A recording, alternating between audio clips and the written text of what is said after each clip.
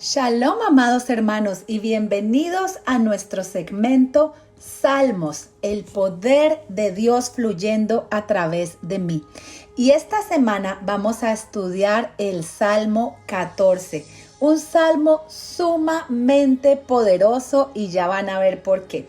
Así que vamos a poner este tiempo en manos de nuestro Padre Celestial. Abba Kadosh, te damos gracias porque nos has permitido una semana más, Padre, permanecer estudiando tus salmos, Padre Celestial, permanecer, Padre Celestial, escudriñando tus escrituras. Padre, gracias por todo lo que nos enseñas, gracias por todo lo que nos muestras en tu bendita palabra, Padre.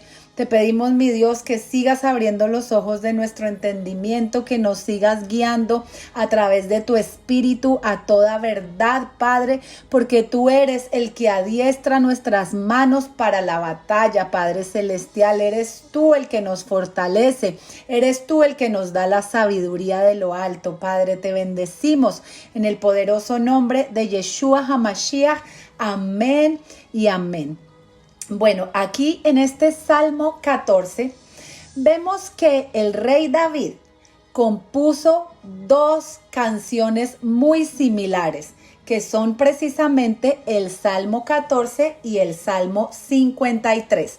Si ustedes los leen, los dos salmos tratan sobre el mismo tema. Y de acuerdo a Rashi, que es uno de los comentaristas más importantes de la Biblia y del Talmud, estos dos salmos son muy similares porque tienen la misma temática, tienen casi las mismas palabras. Y estos dos salmos nos hablan de la naturaleza humana y de la depravación del hombre en estos últimos tiempos. ¿Cómo se manifiesta esta depravación? Se manifiesta en el ateísmo, en la impureza de sus corazones y en su rebelión. Así que estos dos salmos, tanto el 14 como el 53, fueron inspirados por el Espíritu de Dios a David. Y estos salmos se inspiraron en relación a la destrucción del primer y segundo templo en Jerusalén. El Salmo 14 fue inspirado para la destrucción del primer templo y el Salmo 53 del segundo templo. Entonces, este salmo que estamos estudiando hoy, el Salmo 14, fue un salmo profético refiriéndose a Nabucodonosor como esa persona necia, corrupta, que no consideró la existencia de Dios y no solo se conformó con destruir el templo en Jerusalén con una gran jactancia, sino también intentó destruir al pueblo judío sin considerar para nada al guardador de Israel.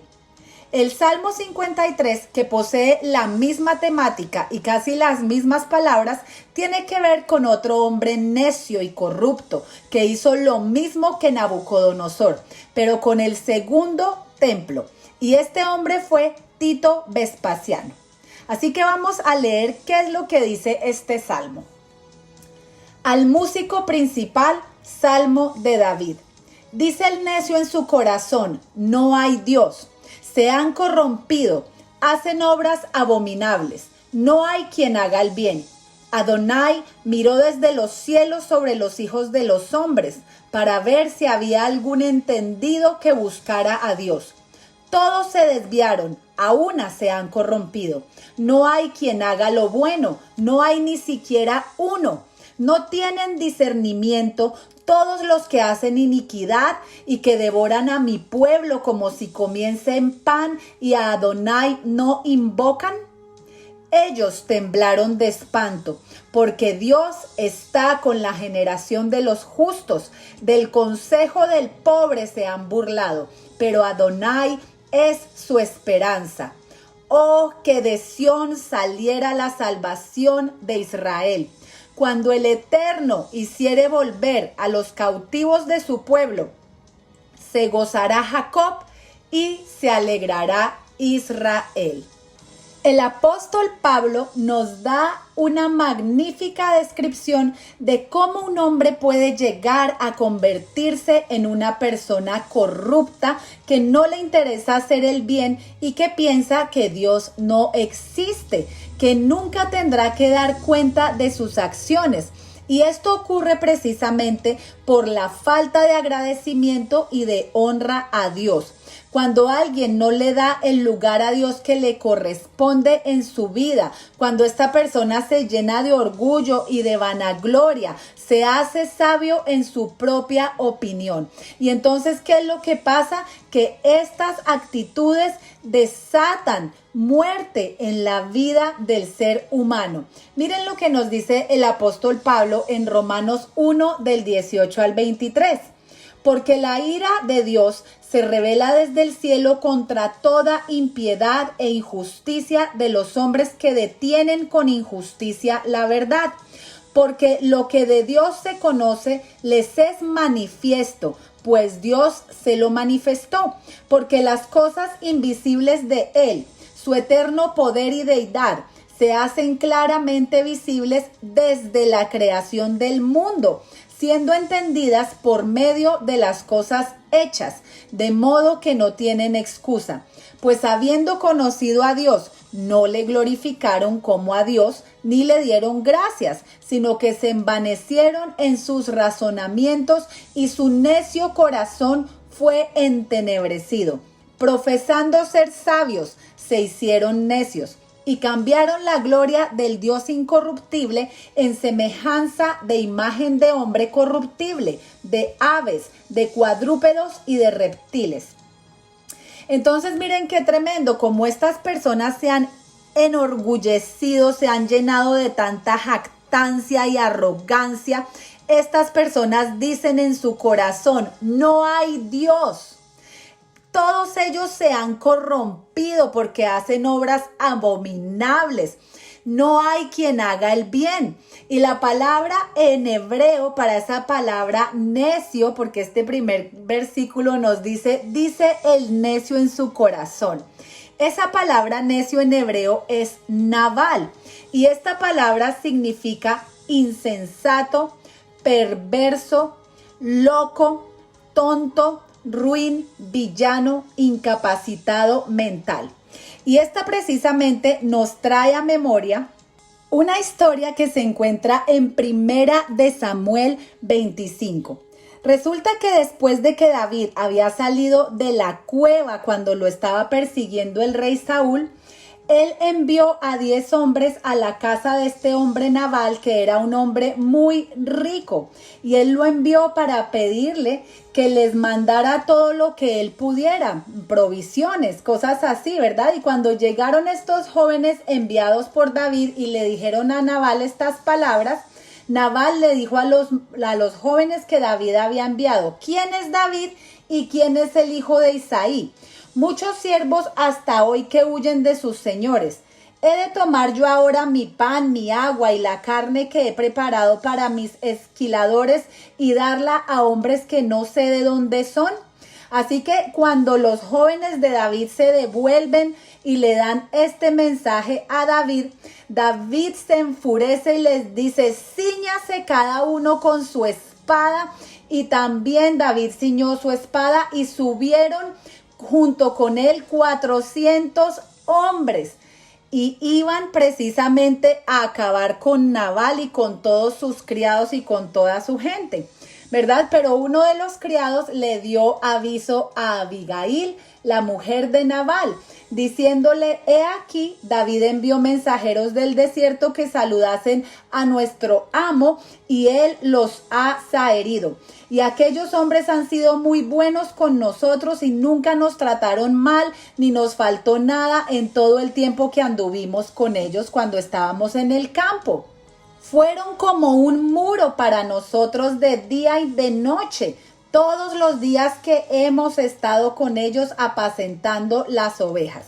Le dice, ahora pues reflexiona y ve lo que vas a hacer, porque el mal ya está resuelto contra nuestro amo y contra toda su casa, pues él es un hombre tan perverso que no hay quien pueda hablarle. Entonces ya Abigail, viendo esto y siendo una mujer muy sabia, ella se va a encontrar a David en el camino, ¿verdad? Y miren lo que le dice Abigail a David. Esto está en 1 Samuel 25:25. Dice: no haga caso ahora, mi señor, de ese hombre perverso de Nabal, porque conforme a su nombre así es. Él se llama Nabal y la insensatez está con él. Mas yo, tu sierva, no vi a los jóvenes que tú enviaste. Ahora pues, Señor mío, vive Adonai y vive tu alma, que Adonai te ha impedido el venir a derramar sangre y vengarte por tu propia mano. Sean pues como Nabal tus enemigos y todos los que procuran el mal contra mi Señor.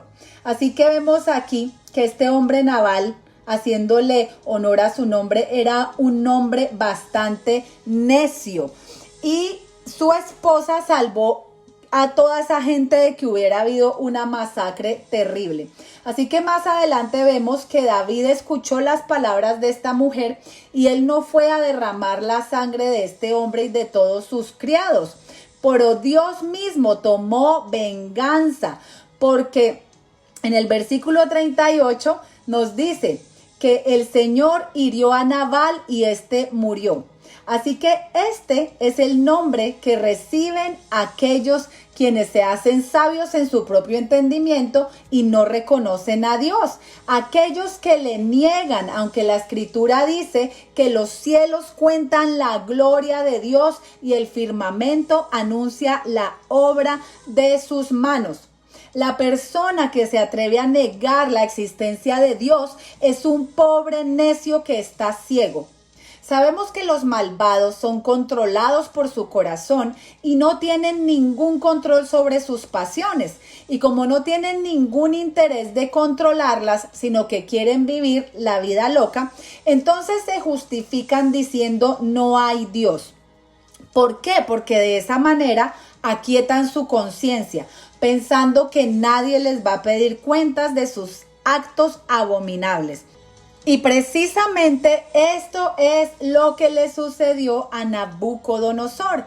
Dice un comentario de Rashi que este versículo de Isaías 14:13 hace referencia a la jactancia de Nabucodonosor. Miren lo que dice Isaías 14:13. Subiré al cielo en lo alto, junto a las estrellas de Dios levantaré mi trono, y en el monte del testimonio me sentaré. A los lados del norte, sobre las alturas de las nubes subiré y seré semejante al Altísimo. ¡Wow! A mí esto me dejó impresionada, porque en la teología occidental siempre nos dijeron que este versículo se refería a Satanás, pero ya cuando estudiamos desde la perspectiva hebrea, hace sentido que este versículo se refiere es a Nabucodonosor. Por eso es que en el versículo 15, miren lo que continúa diciendo: mas tú derribado eres hasta el Seol, a los lados del abismo, se inclinarán hacia ti los que te vean, te contemplarán diciendo: este es aquel varón que hacía temblar la tierra, que trastornaba los reinos, que puso el mundo como un desierto, que asoló sus ciudades, que a sus presos nunca abrió la cárcel. Todos los reyes de las naciones, todos ellos yacen con honra, cada uno en su morada. Pero tú, echado eres de tu sepulcro como vástago abominable, como vestido de muertos pasados a espada, que descendieron al fondo de la sepultura, como cuerpo muerto hollado. No serás contado con ellos en la sepultura, porque tú destruiste tu tierra, mataste a tu pueblo. No será nombrada para siempre la descendencia de los malignos. Y miren qué tremendo, porque ¿dónde está hoy Babilonia? ¿Dónde está la descendencia de Nabucodonosor? Así que ahora este versículo nos hace aún más sentido. Y ese precisamente es el destino que les espera a los necios, a los navales que no honran a Dios, que no le dan gracias, que no le reconocen. Entonces volvemos aquí en el Salmo 14, el versículo 2 nos dice: Adonai miró desde los cielos sobre los hijos de los hombres para ver si había algún entendido que buscara a Dios. Esa palabra miró desde los cielos sobre los hijos de los hombres es la palabra hebrea shakaf, que quiere decir se inclinó hacia adelante, como cuando tú te agachas para mirar intensa y detenidamente una cosa poniendo toda tu atención. ¿Y por qué es que el Eterno hace esto? Porque tenemos un Dios justo y el Eterno no quiere que perezcan los justos juntamente con los impíos.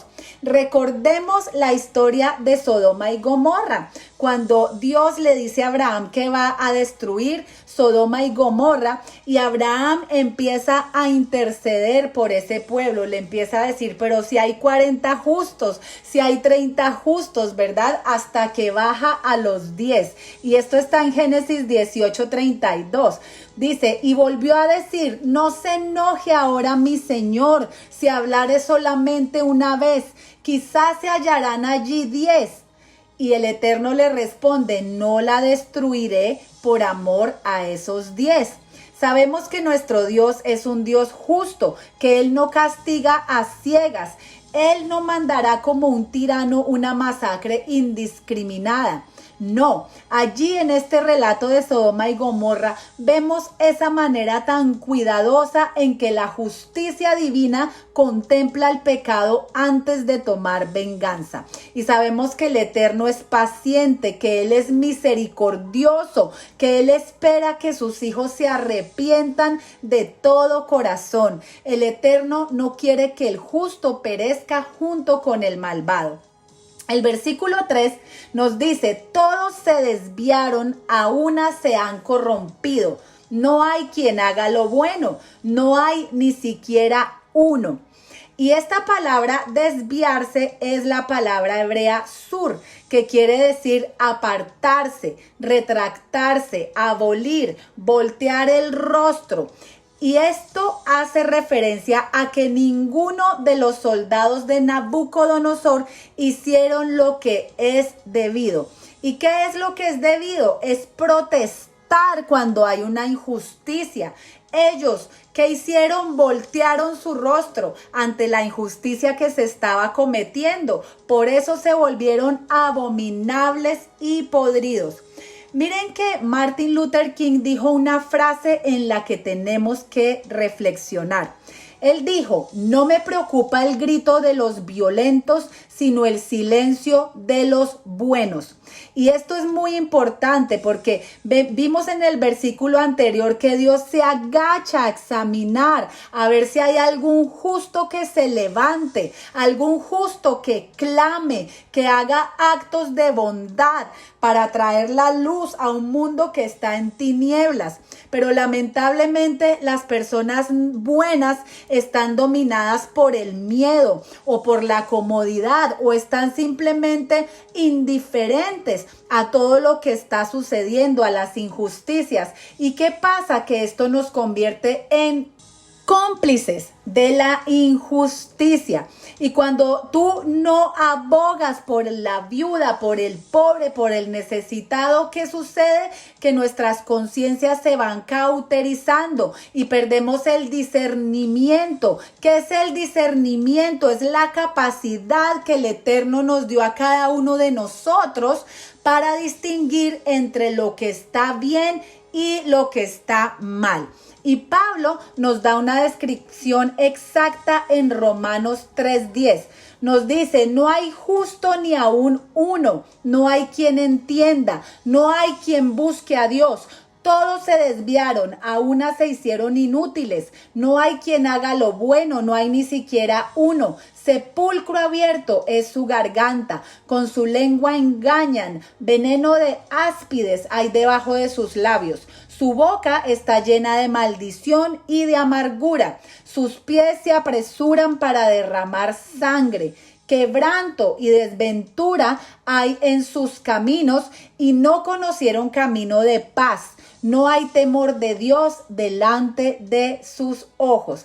¿Y qué sucede cuando no hay temor del Eterno en nosotros? Dice aquí el versículo 4 del Salmo 14. No hay discernimiento sobre todos aquellos que hacen iniquidad, que devoran a mi pueblo como si comiesen pan y a Adonai no invocan. Dice el comentario de Rashi que este verso se refiere al nieto de Nabucodonosor, a Belsasar. Recuerdan que Belsasar hizo un gran banquete en donde comió pan, bebió vino, y no solamente eso, sino que mandó a traer todos los utensilios sagrados del templo de Jerusalén para que bebieran en ellos el rey, sus grandes, sus mujeres y sus concubinas. Y esta historia se nos narra en el capítulo 5 del libro de Daniel.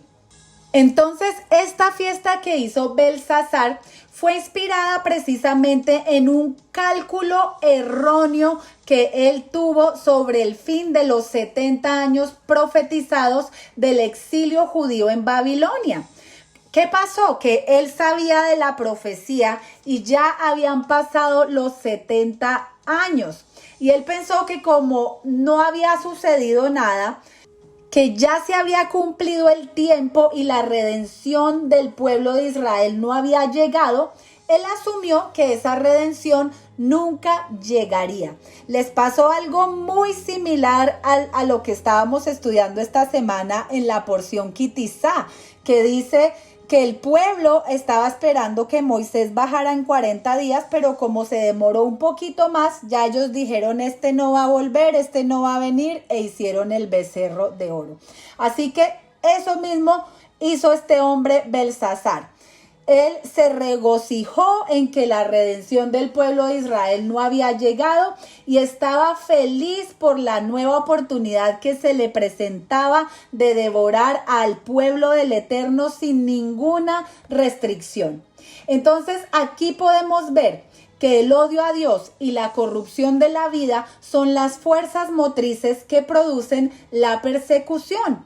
Los hombres que no tienen conocimiento del Eterno, ya sea por ignorancia o por orgullo, se esclavizan para convertirse en malvados obradores de iniquidad. Su corazón se endurece tanto que no tienen la capacidad para clamar al Señor por liberación, sino que buscan saciar los deseos de su malvada naturaleza, devorando al pobre y despreciando al pueblo de Dios.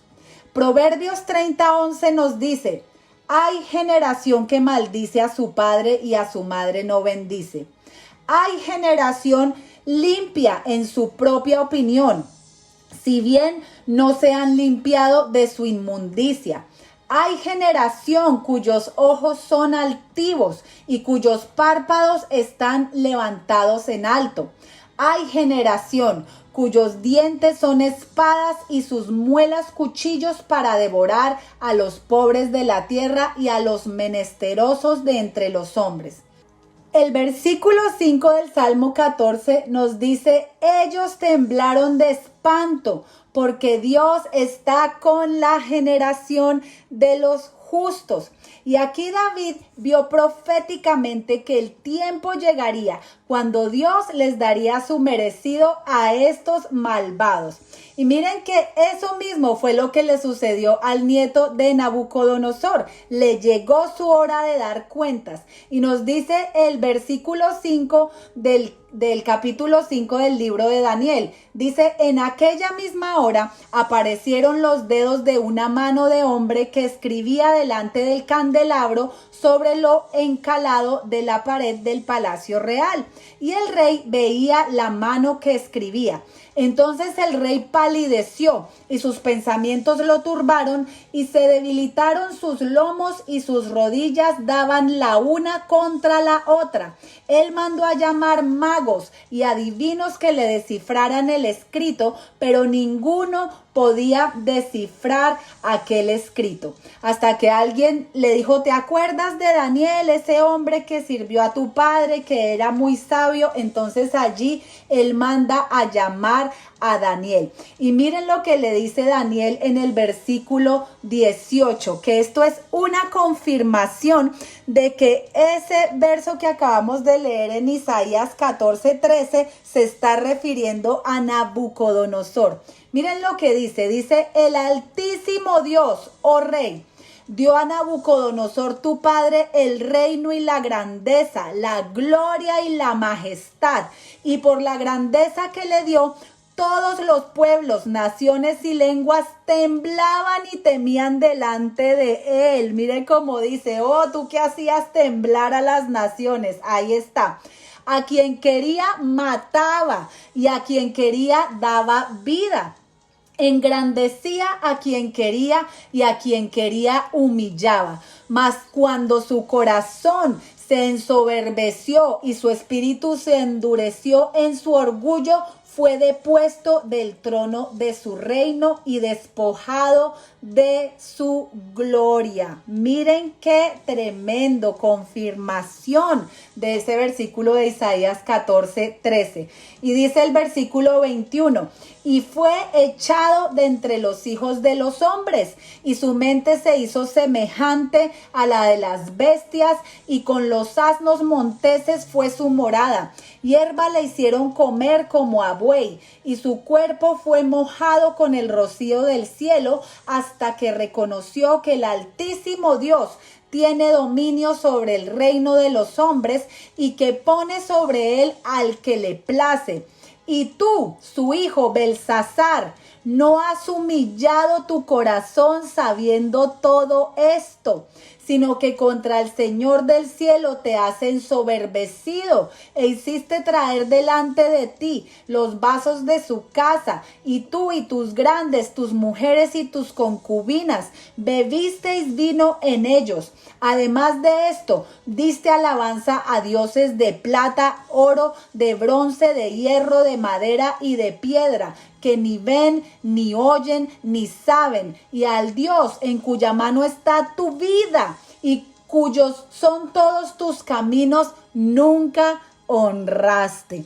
Si ven, es lo que nos dice Pablo también. Aunque ellos conocieron a Dios, no le honraron como a Dios. Este nieto de Nabucodonosor vio todo ese proceso cuando su abuelo se convirtió en una bestia salvaje y estuvo por 7 años. Y cuando el Eterno lo trajo de nuevo, él vio todo eso. O sea, no era que Dios no había hecho manifestaciones, pero él simplemente quiso endurecer su corazón. En vez de honrar a Dios, decidió deshonrarlo trayendo todos los utensilios sagrados del templo de Jerusalén. Entonces miren el versículo 24 lo que nos dice: entonces de su presencia fue enviada la mano que trazó esta escritura. Y la escritura que trazó es Mene, Mene, Tekel, Uparsin. Y esta es la interpretación del asunto. Mene, contó Dios tu reino y le ha puesto fin. Tekel, pesado has sido en balanza y fuiste hallado falto. Pérez, tu reino ha sido roto y dado a los medos y a los persas. Así que miren que qué delicado es llenarse de orgullo, de soberbia, de vanagloria, porque la palabra nos dice que al soberbio, al orgulloso, Dios lo mira de lejos. Ahora vemos aquí en el versículo 6 del Salmo 14 que nos dice: del consejo del pobre se han burlado, pero Adonai es su esperanza. Así que este pueblo soberbio que no reconoce a Dios, avergüenza los designios de los pobres, se burlan de Israel, que era pobre y afligido, se burlan de la confianza que Israel había depositado en la ayuda de Dios. ¿Por qué? Porque estas personas niegan su existencia. Son esas personas que cuando tú estás pasando por un problema y tú dices, no, yo confío que mi Dios me va a ayudar, Él me va a sacar de esto, se burlan de ti por tu fe. Ese es este tipo de personas, se burlan, pero como ellos los oprimían y hacían todo lo que querían con el pueblo de Israel y no les pasaba nada, estaban muy confiados de que no les llegaría su hora y hasta se atrevían a decirle a Israel, ¿dónde está tu Dios? ¿Dónde está ese Dios que tú proclamas tanto? Mira cómo estás, ¿verdad? Entonces, miren, el versículo 7 aquí dice, oh, que de Sión saliera la salvación de Israel. Cuando el Eterno hiciere volver a los cautivos de su pueblo, se gozará Jacob y se alegrará Israel. Así que este versículo está David aquí mirando hacia el futuro. Es una anticipación profética de ese glorioso día, cuando de Sión vendrá la salvación. Y vemos que en la escritura ese día llegó cuando los medopersas liberaron al pueblo de Israel y ellos pudieron volver de la cautividad a su tierra. Pero esa es una historia que se repite y se repite y se vuelve a repetir, porque Salomón nos dijo, no hay nada nuevo debajo del sol, todo lo que fue será. Y ahora somos nosotros los que estamos esperando ese día glorioso, cuando nosotros los cautivos que estamos en exilio nos volveremos a ir para la tierra de Israel. El Padre Eterno nos llevará y esa manifestación de esa salvación ya llegó con la venida de nuestro Yeshua. Así que nosotros en este momento estamos siendo testigos de cómo el Eterno está recogiendo y está abriendo los ojos de todas las ovejas de la casa de Israel, de todos esos que hemos estado en cautividad de este sistema del mundo. Así que David escribió este salmo viendo proféticamente que sí vino la cautividad, se levantaron los malvados, se levantaron los inicuos en contra del pueblo de Israel, pero al final de todos los tiempos, nuestra es la victoria y esa victoria ya está garantizada. Por eso dice este versículo, se gozará Jacob y se alegrará Israel. Las dos casas, Jacob representando al pueblo de Judá e Israel representando a las ovejas perdidas de la casa de Israel que nos encontramos en el exilio. Todos nos gozaremos como un solo pueblo. Así que, amados, es hora de despertarnos del sueño, porque ahora nuestra salvación está más cerca que cuando creímos. La noche está muy avanzada y ese día está cerca. Así que no desmayemos, sigamos perseverando, sigamos peleando la buena batalla de la fe, porque nuestro Yeshua dijo, el que persevere hasta el fin, ese será salvo. Y ahora que conocemos el trasfondo de este salmo, en qué situaciones fue escrito, el contexto, entonces vamos a ver ¿cómo es que oramos con este salmo número 14? Este salmo es sumamente poderoso para orar cuando tenemos confusión mental, cuando necesitamos vencer cualquier oposición que se levanta en contra de nuestra fe.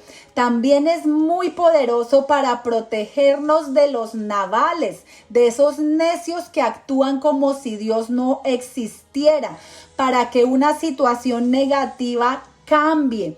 Con este salmo podemos librarnos de calumnias, de desconfianza y también podemos sacar a luz si alguien tiene malas intenciones en contra nuestra. Es un salmo sumamente poderoso para remover todo espíritu de temor de nuestras vidas. Así que continuemos orando con los salmos. Esas poderosas armas que el Eterno le entregó a su pueblo para poder vencer todas las batallas que se nos presenten a lo largo de nuestra vida. Padre, te damos gracias por esta bendita palabra, Padre. Gracias porque tú nos empoderas a través de tu palabra, tú nos enseñas, tú nos adiestras, Padre Celestial. Gracias, bendito Rey, porque tú engrandeces nuestra fe para seguir caminando, para perseverar y no desmayar, Padre Celestial. Bendecimos a todos los que escuchan esta palabra, Padre Santo, Señor, y en el nombre poderoso de Yeshua, te pedimos que seas tú renovando las fuerzas del que se encuentre cansado, sin esperanza, de los que estén bajo la opresión del enemigo, Padre, que seas tú trayendo una liberación poderosa a través de proclamar este salmo con nuestra boca. Padre, gracias te damos, Padre, en el poderoso nombre de Yeshua HaMashiach. Amén y amén. Muchas bendiciones a todos. Gracias por escuchar este estudio y si aprendieron algo, si los ministró, por favor denle un like y compártanlo para que esta palabra llegue a muchas personas y puedan ser libres del temor y de todo aquello que está manejando este sistema para mantenernos en cautividad. Bendiciones y shalom, shalom.